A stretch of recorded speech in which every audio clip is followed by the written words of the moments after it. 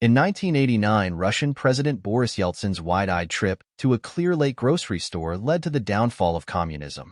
It was September 16, 1989, and Yeltsin, then newly elected to the new Soviet Parliament and the Supreme Soviet, had just visited Johnson Space Center. According to Houston Chronicle reporter Stephanie Asson, it wasn't all the screens, dials, and wonder at NASA that blew up his skirt. It was the unscheduled trip inside a nearby Randall's location. Yeltsin, then 58, roamed the aisles of Randall's nodding his head in amazement, wrote Asson. He told his fellow Russians in his entourage that if their people, who often must wait in line for most goods, saw the conditions of U.S. supermarkets, there would be a revolution. Yeltsin asked customers about what they were buying and how much it cost, later asking the store manager if one needed a special education to manage a store. In the Chronicle photos, you can see him marveling at the produce section, the fresh fish market, and the checkout counter. He looked especially excited about frozen pudding pops. Even the Politburo doesn't have this choice. Not even Mr. Gorbachev, he said.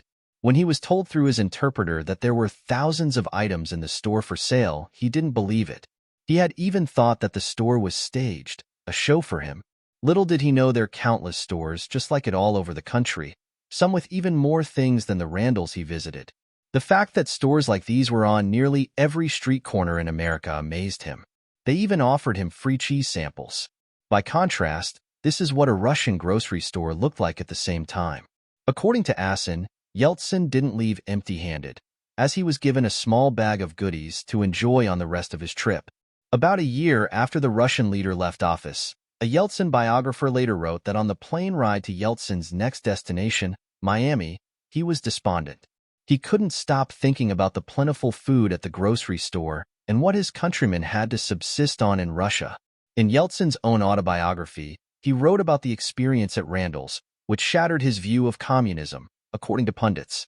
2 years later, he left the Communist Party and began making reforms to turn the economic tide in Russia. Maybe you can blame those frozen Jell-O pudding pops he's seen marveling in those Chronicle photos.